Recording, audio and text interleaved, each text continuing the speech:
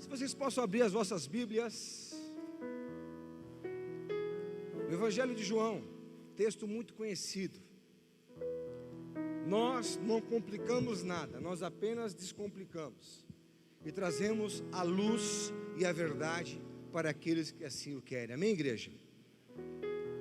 Evangelho de João, versículos 31 e 32, a Bíblia diz exatamente assim. Talvez eu vou ler numa versão um pouquinho diferente. Estou lendo uma versão, nova versão transformadora. Talvez eu vou ler na Ara, não sei. Jesus disse aos judeus que creram nele: vocês são verdadeiramente meus discípulos, se permanecerem fiéis a meus ensinamentos. Então conhecerão a verdade, e a verdade... Interessante. Um texto que hoje em dia está muito politizado, mas que nunca saiu de moda. Conhecer a verdade, e a verdade liberta. Amém? Só que existe uma condição para isso, e o próprio Cristo nos ensina dizendo: para que a verdade te liberte, você precisa de alguns fundamentos. Me perguntes quais? Não, vamos trabalhar de forma unânime. Fala assim: quais, pastor? Jesus diz: se verdadeiramente vocês serem meus discípulos e permanecerem em mim. Então há uma necessidade: sermos verdadeiros discípulos e permanecer em Cristo.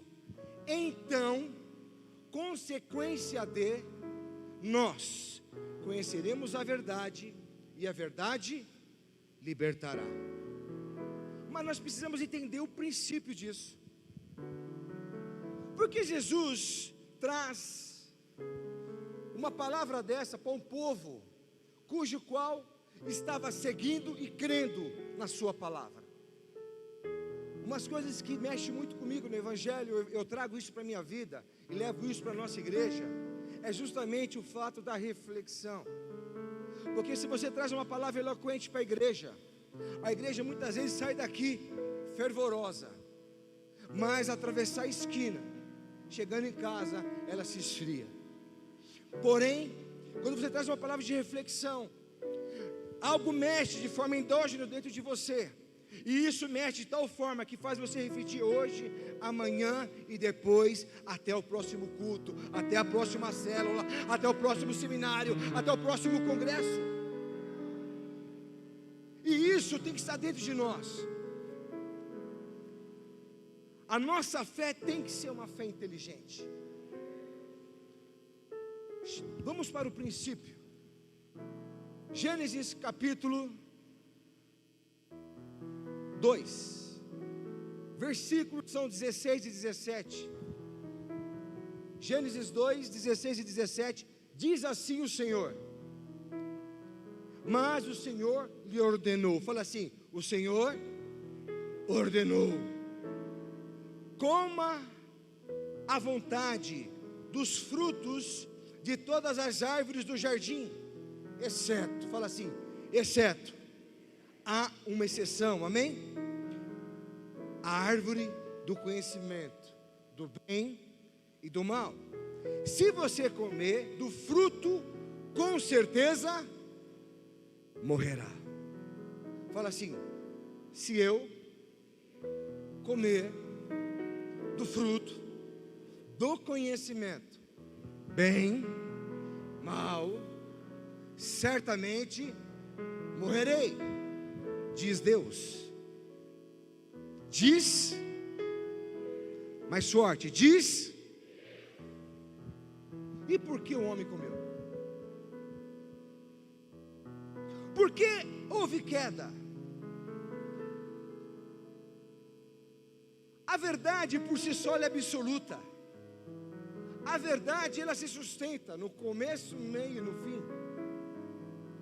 A verdade não precisa ser repetida diversas vezes. Logo, eu entendo o contrário, que a mentira é necessário ser repetida diversas vezes, ser contada diversas vezes. Ela por si só não se basta. A partir do capítulo 3, do verso 1 em diante, a gente vê algo meio fantasioso. Para aqueles que não conhecem a Bíblia, leem a Bíblia de forma histórica, levam isso até como uma anedota, porque eles veem uma cobra, uma serpente, tendo um diálogo com uma pessoa, e esse diálogo ele é profundo. Aparentemente parece loucura,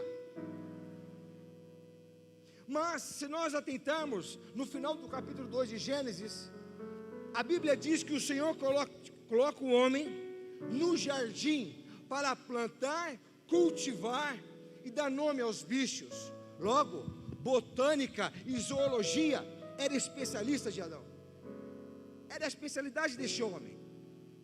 Quem nunca conversou com o seu cachorrinho? Quem nunca brigou com o cachorro e falou: coisinha linda do papai, ai que lindinho, e o rabinho dele? E se o cachorro ainda for ainda mais recíproco aquilo que você está passando, ele vira até de barriga para cima e fica balançando as patinhas. Quem não é assim? Quem nunca brincou com o seu gatinho, com o seu cachorrinho? Então, para o homem, neste momento, era normal ele conversar com os bichos. Não era normal o bicho conversar com o homem, mas ele conversar com os bichos é até hoje. Se assustem, se você chegar em casa agora, depois do culto, for conversar com o seu cachorro, com o seu gatinho, ou sei lá, com o seu passarinho, e ele falar com você, pense e atente o que ele vai falar. Você pode ser surpreendido com isso. Então não era normal o homem conversar com a cobra, e a cobra começa a conversar com quem? Com a mulher. O que me chama a atenção no texto é que a mulher começa a dar resposta à cobra, porque a cobra diz: ora, o que foi que Deus disse para você? E a mulher diz: de todas as árvores, exceto a que está no centro do jardim, Deus não falou que ela estava no centro. Nós não podemos tocá-la, Deus não falou para não tocar, e muito menos comê-la. Deus falou: não coma.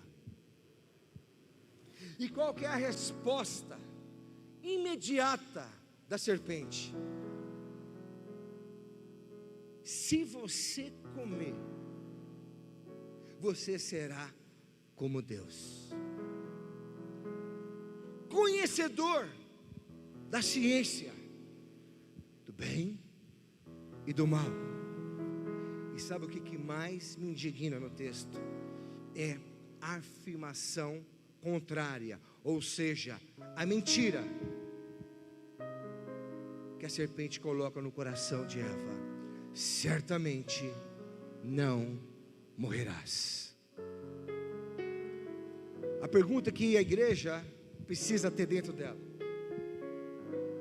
por que nós acreditamos mais numa mentira fora da igreja do que uma verdade dentro do altar? O que faz nós sairmos daqui hoje cheios de Deus, transformados, impactados, eloquentes, transpirando? Chega mais tarde, chega amanhã, uma mentira suada, soprada, jornais, revistas, mídias, pessoas, é capaz de transformar e despedaçar todo o altar construído que nós fizemos aqui hoje. O que faz da igreja acreditar numa serpente, no animal que não fala, ao invés de acreditar no Deus Todo-Poderoso que fala, que visita?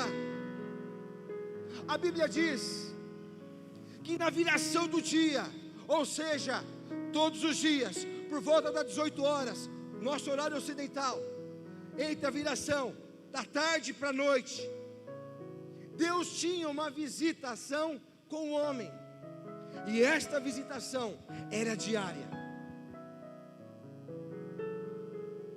Mas a mentira fez com que o homem caísse. E sabe o que mais é intrigante? A mentira, quando entrou, houve uma aceitação do homem. A mulher, quando olhou para a árvore, logo depois, ela diz: a árvore aparentemente é gostosa, o fruto da árvore é agradável. Quando o pecado entra no coração do homem, aquilo que você olhava e era impuro, você começa a achar que não é mais impuro. Aquilo que era profano, o coração do homem começa a aceitar como normal. Promiscuidade, bebedeira, glutonarias, mentirinhas. É mentirinha, é só uma enganaçãozinha. Quantos de vocês aqui, levanta o mindinho do pé, conheceu pessoas que estavam na igreja, pessoas de referência, se rebelaram, saíram da presença de Deus, e quando saíram, voltaram a beber, voltaram a fumar, voltaram a usar drogas, separaram, divorciaram, traíram. Alguém já conheceu gente assim ou não?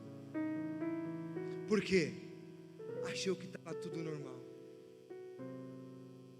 Deixa eu dizer uma coisa para vocês, queridos. O diabo conhece a Bíblia mais do que todos nós aqui. Quando Deus diz: certamente morrerás, Deus está dizendo para mim e para você: Moat. Fala assim: Moat. M-O-A-T. Moat. Do hebraico original, Moat tem dois significados. Primeiro significado: morte espiritual presente, ou seja, instantânea.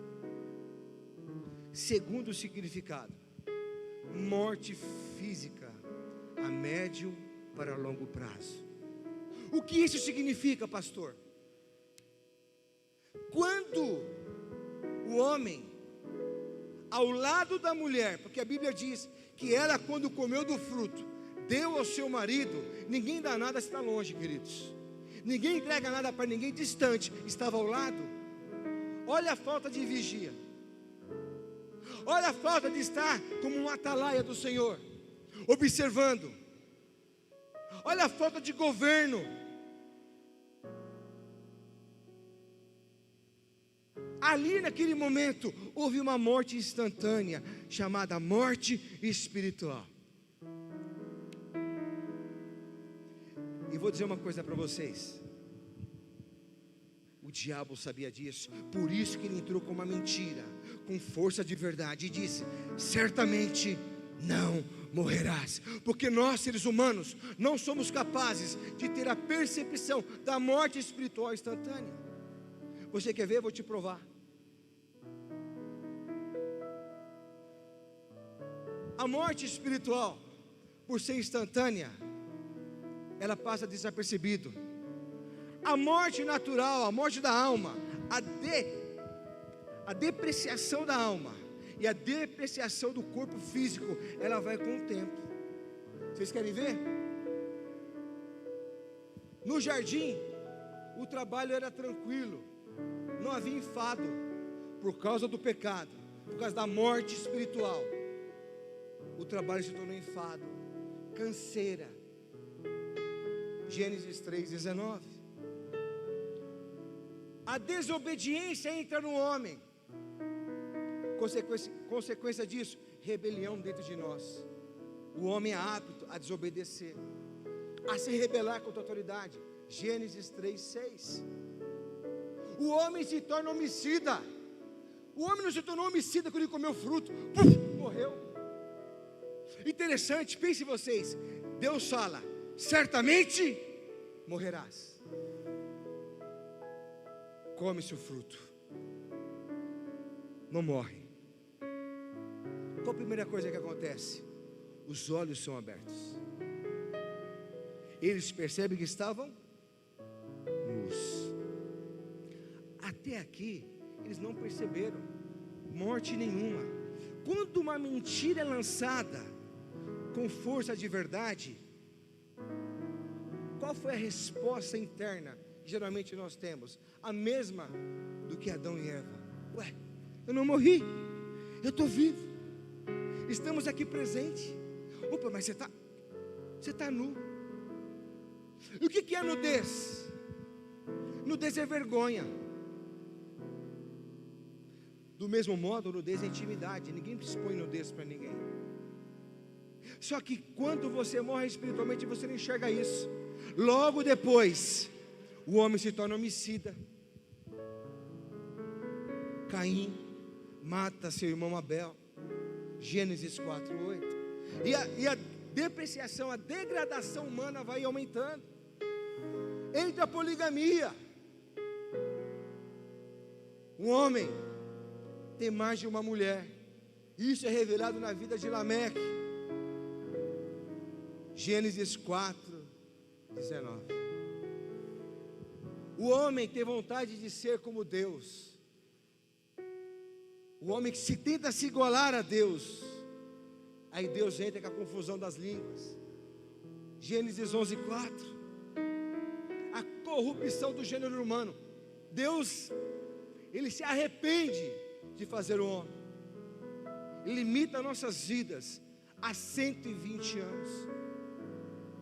Ver pessoas hoje passados 100, você fala, glória a Deus.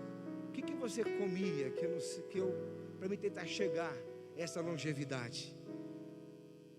E não bastando,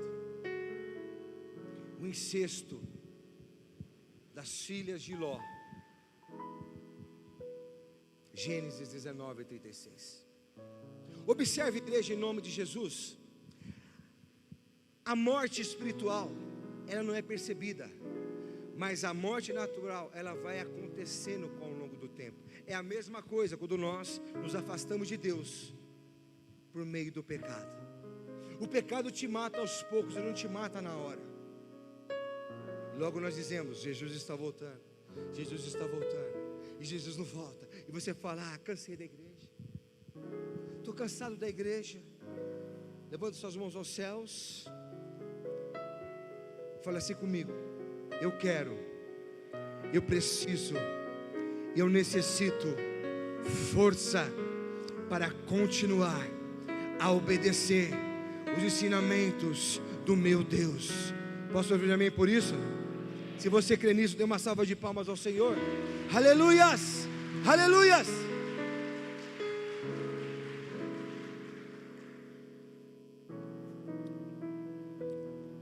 Deus é um Deus de promessa. Deus não dorme, nunca vai dormir. E olha aqui que nós aprendemos no Evangelho de João 8:44.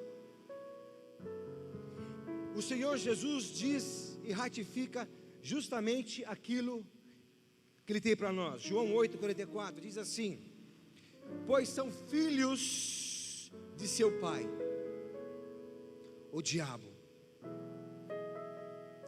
Gosta de fazer as coisas perversas que ele deseja.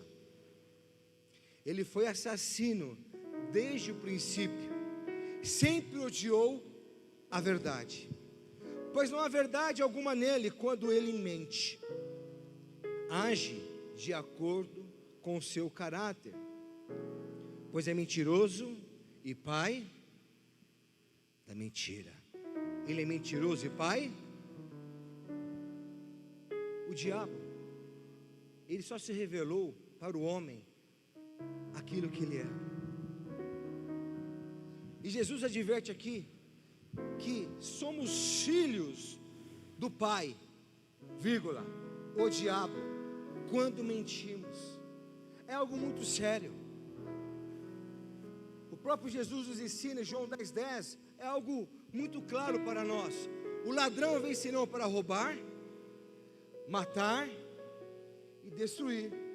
Roubar o quê? Aquilo que era nosso. Matar você espiritualmente e destruir a sequência da vossa vida. Mas por que o diabo faz isso com tanta facilidade, com tanto prazer em nós? Isso é importante para a igreja.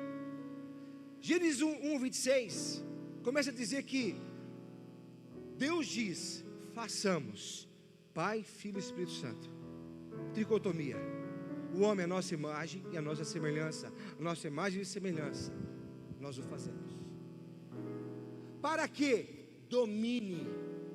Então qual é o primeiro projeto de Deus? Sermos a imagem e semelhança do Senhor. Plenitude, completude, inteiros em Deus. E acima de tudo, governar. Uma das coisas que o diabo sempre quis é governar, é estar acima do trono do Altíssimo. Quando ele vê Deus estabelecendo isso para mim e para você, o que ele quer fazer? Ele quer roubar o governo. Ele quer te matar espiritualmente. Ele quer destruir a sua vida e todos os seus. E a Bíblia nos mostra isso até agora.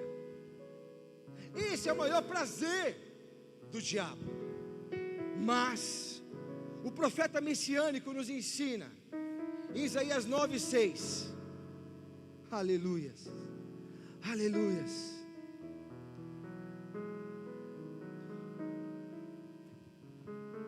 Nove, 6, Isaías. Porque o menino não nasceu, um filho nos foi concedido. O governo, fala assim, o governo está sobre. Toda vez que você vê alguém com alguma placa sobre o ombro, significa patente. Isso é sinônimo de autoridade. A pessoa de Cristo, querida igreja, veio trazer para mim e para você de volta o governo que foi perdido no Éden. O governo está sobre os ombros de Jesus. Logo, nós precisamos entender e compreender esse governo. Senão, nós estamos continuamente perdidos no erro. E não é isso que Deus quer para mim, muito menos para você. Por isso, que na primeira carta aos Coríntios 6,17, o apóstolo Paulo nos ensina que quando nós nos unimos ao Senhor, nós nos tornamos um único espírito com Ele. Ora, logo isso, há uma convergência com o profeta Zacarias, capítulo 12, versículo 1, que Deus formou o espírito do homem, assim como os alicerces da terra. Então Deus é espírito, e Ele forma os espíritos, e por Deus ser espírito, é importante que nós adoramos em espírito e em verdade. Deus é Pai dos espíritos. Anote aí, Deus é Pai dos espíritos. Hebreus 12:9, o que diz as Sagradas Escrituras? Uma vez que respeitávamos nossos pais terrenos que nos disciplinam, não devemos nos submeter ainda mais à disciplina do Pai de nosso espírito, e assim obter a vida. Logo, nós entendemos que Deus é o nosso Pai, porque Ele nos formou em espírito também. Quando Deus fala no Salmo 139, que Ele nos conhecia de forma informe, nós já estávamos com Deus nos lugares celestiais, nosso espírito já existia. Logo, nós chegamos à conclusão que nós somos espírito, porque Deus é espírito. E nós precisávamos ser o que? Formatados aqui para governar e reinar. Mas a mentira entrou para nos confundir, para nos destruir. Mas através de Cristo Jesus, Ele tem nos resgatado para a glória do seu verdadeiro amor. Se você crê, diga graças a Deus, fala aleluia e dê uma salva de palmas ao Senhor, em nome de Jesus.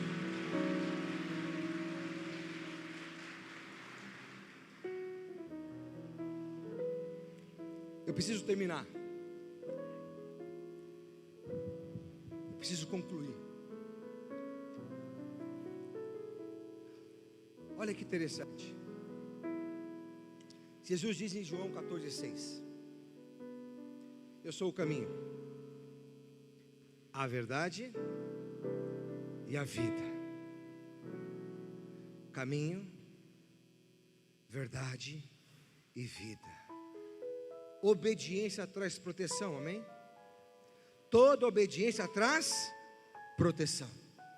Se você está no caminho certo, você não vai se desviar dele, você está protegido, obediente. Se você vive na verdade, você não tropeça. Lâmpada para o meu pés, luz para o meu caminho, és a sua palavra. Salmo 119, o verso 105. Você não tropeça, é verdade.